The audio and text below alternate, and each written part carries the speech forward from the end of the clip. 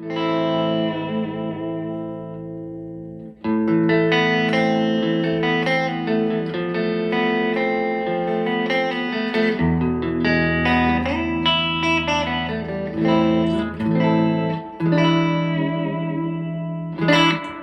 this is Mike of DeathCap Amplification, formerly known as Black Cat Amplification. I've got a very cool demo here for you today. This is a Suitcase guitar amp build. I acquired this Suitcase at an antique shop in Pennsylvania a few years ago, and I just didn't know what to do. I sat on it for a while. What could I build out of this thing? And I figured the Princeton AA964 circuit would fit perfectly in this thing and sound great. I've also got a 10-inch Jensen speaker, which are my favorite speakers for these kinds of amps, and it just sounds phenomenal. So what we'll do is let's play this thing with a couple different guitars. I'm going to show you all the features, which I've added a ton of extra features to this thing, and we'll look under the hood, see how the amp's built and everything. So let's go.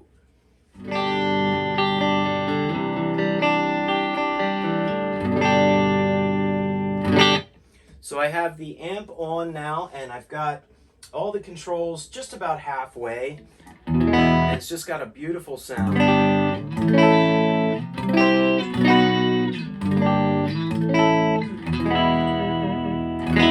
But what I love to do with this amp is it takes pedals great, so I love to add a reverb pedal to something like this. So let's do that.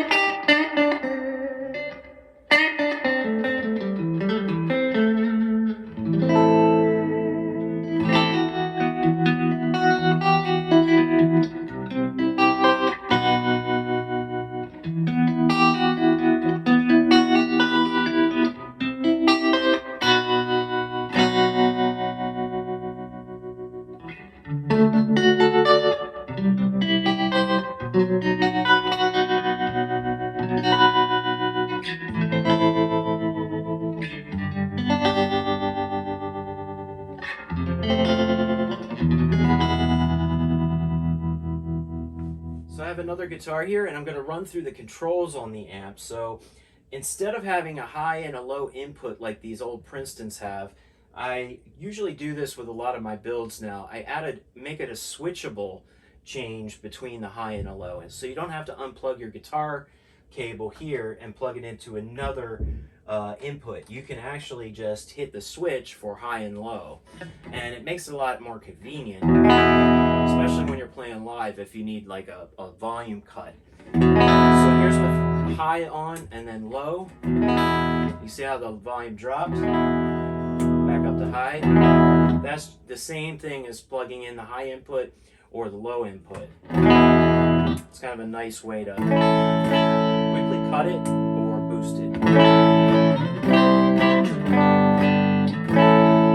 Okay, so I'll start with the controls. I know you can't see them here, but I'll go through that when we get under the hood. So I have the volume here at a half. It's really loud. Cut that back. I've got the mid control all the way down now. Scooped about halfway. And all the way up on the mids. Really hear how it fills out with the mid frequencies. So that's at half now again, and I've got the treble all the way down. Treble at half. Treble all the way up. Back to half. And the bass control all the way down. It actually sounds really good with the bass all the way down, or even just up slightly, because of the acoustics of this Suitcase. I think it resonates really well, and you really don't need a ton of bass. That's like on 2, so I'll put the bass all the way up.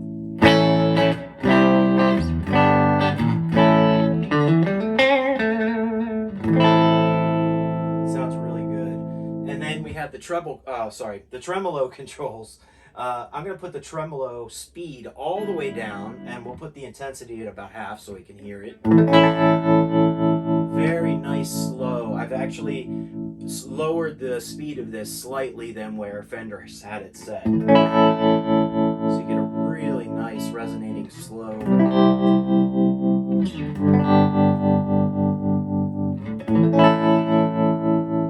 Love this. Turn the speed up a bit, about halfway.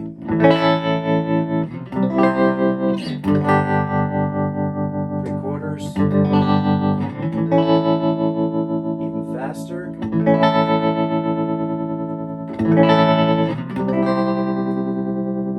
Intensity up a little.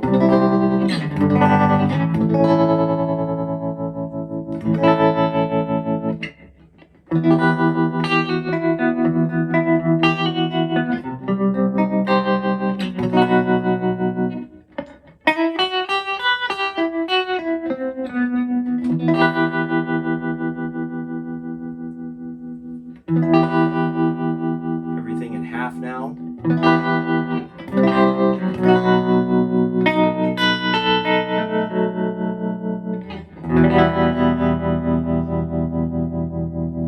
It's such a good sounding tremolo. So if you've ever owned one of these Princetons, you'll know that Fender built them very clean. They don't break up a whole lot, but they do when you boost the volume up. So not a ton of breakup, but if you really wanted to add some real distortion to this thing, I would recommend getting a boost pedal or something, because that really makes it shine. Right now I've got the bridge pickup on, which kind of is the hottest pickup in this guitar. And the volume is just a little past half right now, so you can hear it starting to break up slightly.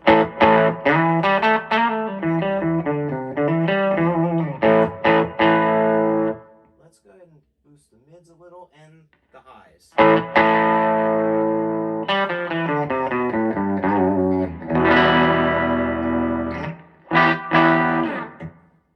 Very, very loud. I'm going to cut the bass back a bit, and we'll go at 3/4 volume.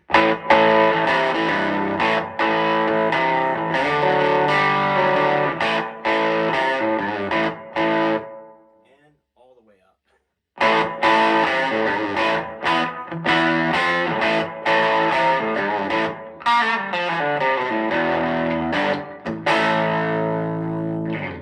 Wow, that has got some volume.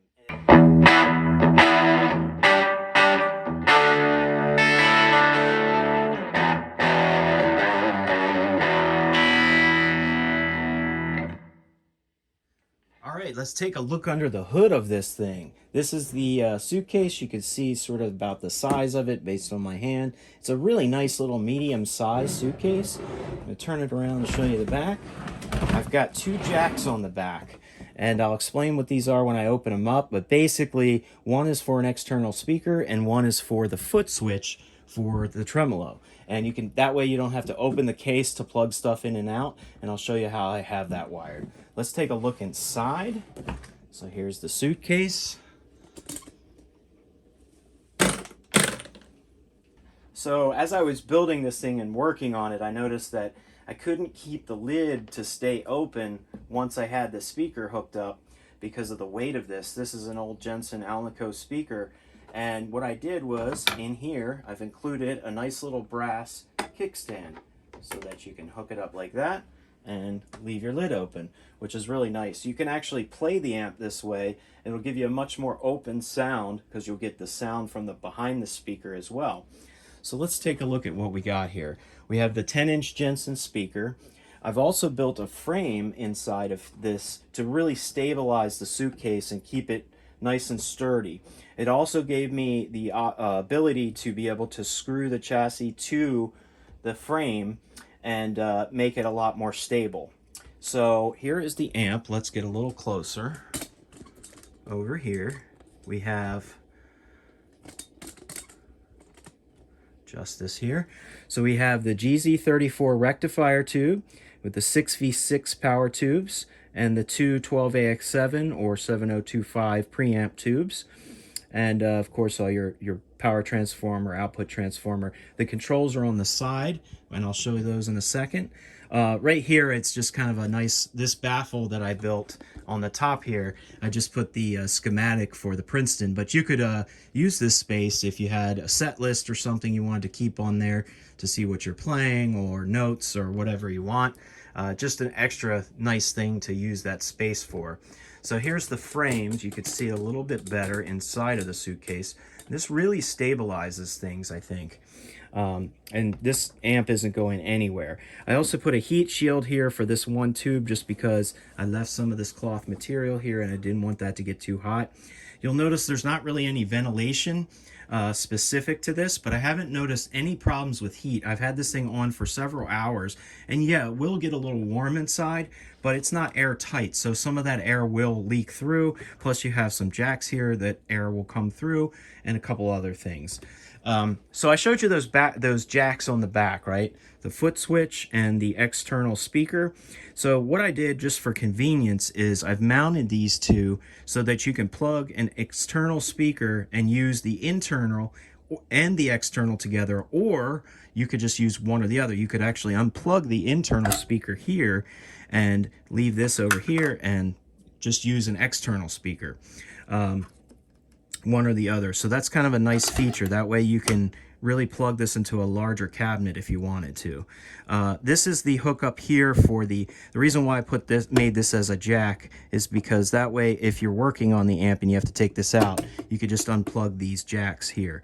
So the foot switch jack is this one, which is wired here, and the external speaker is wired there. That way you don't have to open this thing up every time you want to hook up the foot switch or an external speaker.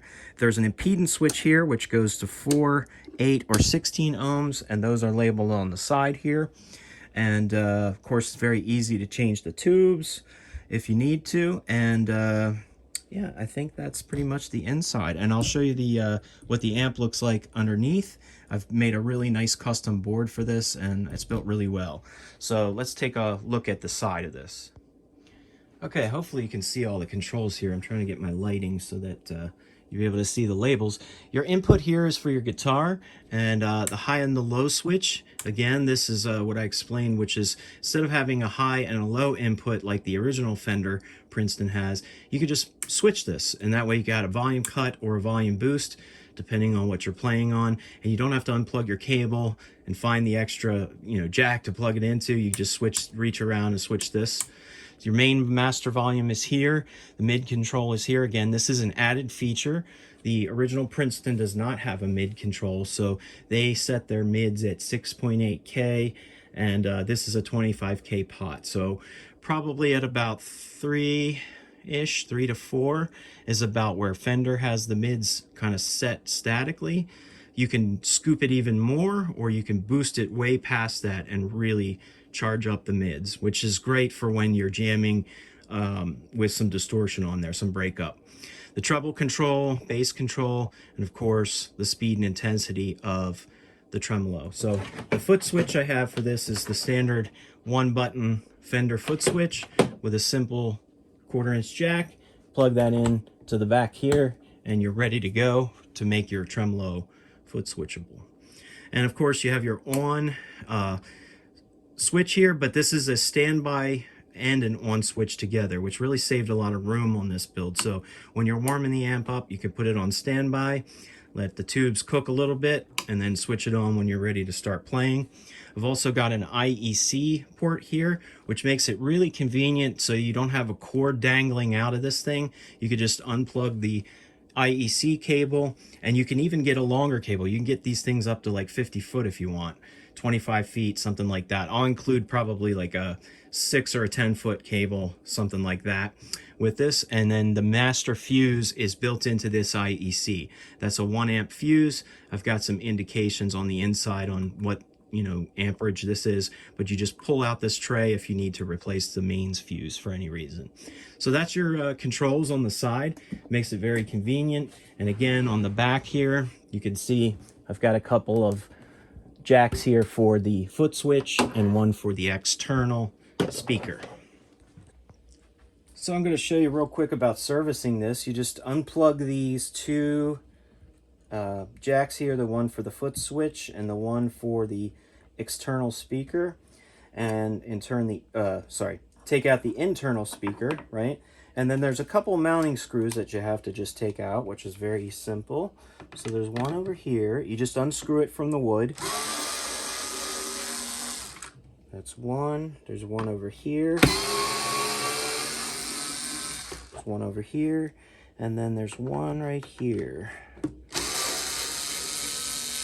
And I've basically got these with some L brackets holding them in place nice and good here. So we can take this out, and this is your amplifier.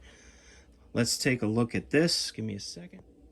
All right, so here's the inside of the amp. I wanted to show that currently I've got a JJGZ34 rectifier and two vintage 6v6s that match up really well. One's a Westinghouse, and I think this one's an RCA. Beautiful sounding tubes. They're new old stock, and they test perfectly. I've got some JJ 12AX7s here for the preamps, which sound nice. It sound great. And basically just showing you here that I built a custom board for this amp, and all the controls and everything are very well organized, and everything's turret configuration. And just one other thing, there's a bias adjustment right here, so it's very easy to change the power tubes and adjust the bias. There's also some 1 ohm resistor shunts so that you can actually use your multimeter to test the bias that way. So you can put your meter on there and adjust accordingly. So very nice little clean build, and this is what it looks like straight down. This is the side controls that I showed before, right? Very nice. And this is the top of it. So everything's labeled here. And one thing you probably couldn't see from the other angle was here's the impedance switch, right? So you have your 4, 8, and 16 ohm, right? And then, of course, all the brackets and everything that mounted in. So very easy to service. So you can see about the size of this thing. It's probably about 20 pounds. It's not super light. It's not super heavy. About a medium weight, but it's definitely a lot lighter than a lot of larger amp heads that you might carry around. Probably slightly heavier than an actual Princeton, maybe by a pound or two. Just taking a guess there, but it's a really nice size. It's pretty well balanced weight and easy to carry around. Okay, one more thing I wanted to demo for you guys is the external speaker feature. So I have it hooked up right now to basically that 4x12 cabinet, and the internal speaker is running both of them. They're both 8 ohm speakers, so I have the impedance set to 4 ohms, which is a 4 ohm load for this amp, so that's perfect. This is also an 8 ohm cab. I don't know if you could see these, and I have so basically I have a 412, I have a 212, and I have a 210 cabinet, and I'll switch between those. But also the internal speaker is running at the same time. I don't know if you hear the differences here, but let's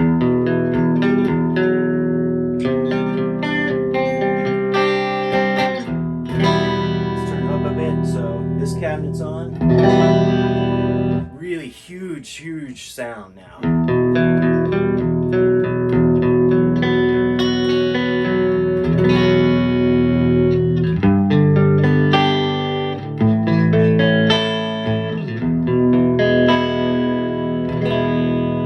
Switch it to the 212.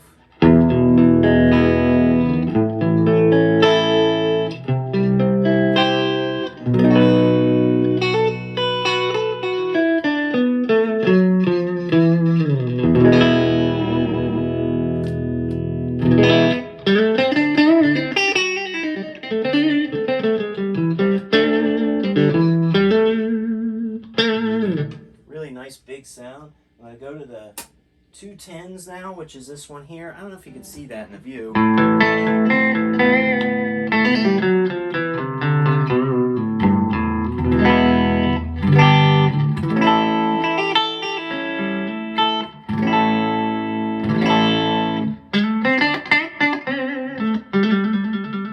have to turn the bass down a bit. It's really bassy.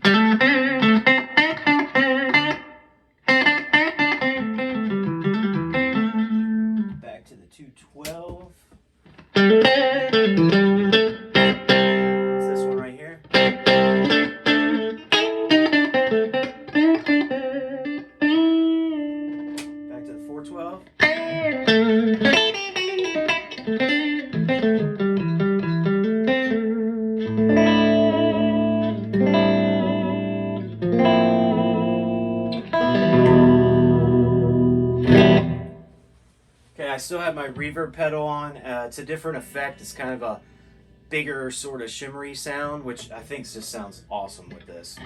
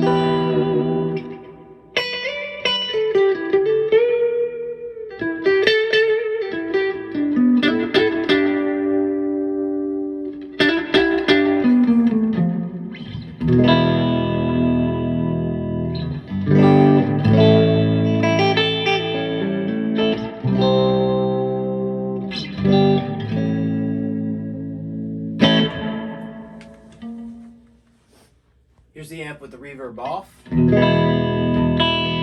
Now again, it's not built-in reverb, it's just a reverb pedal I was using.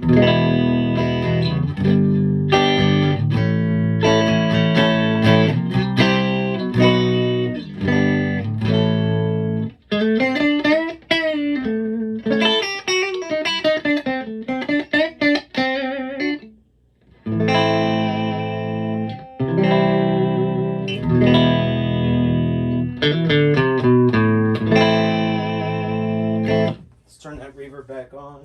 I think I've got it set to like a big hall. Something like a Strymon Big Sky would sound great with this.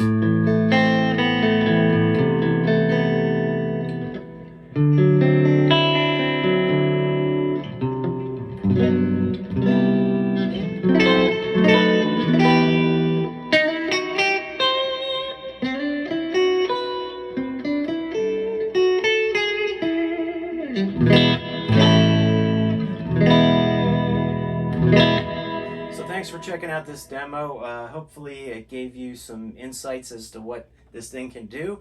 But I'm really happy with this build, and I hope that this goes to a great home and someone gets a lot of use out of it. If you have any questions, please contact me through YouTube. I also have a DeathCap Amplification Facebook page, and I have Instagram, so I'm available pretty much anywhere. If you have any questions, let me know. Thanks for watching.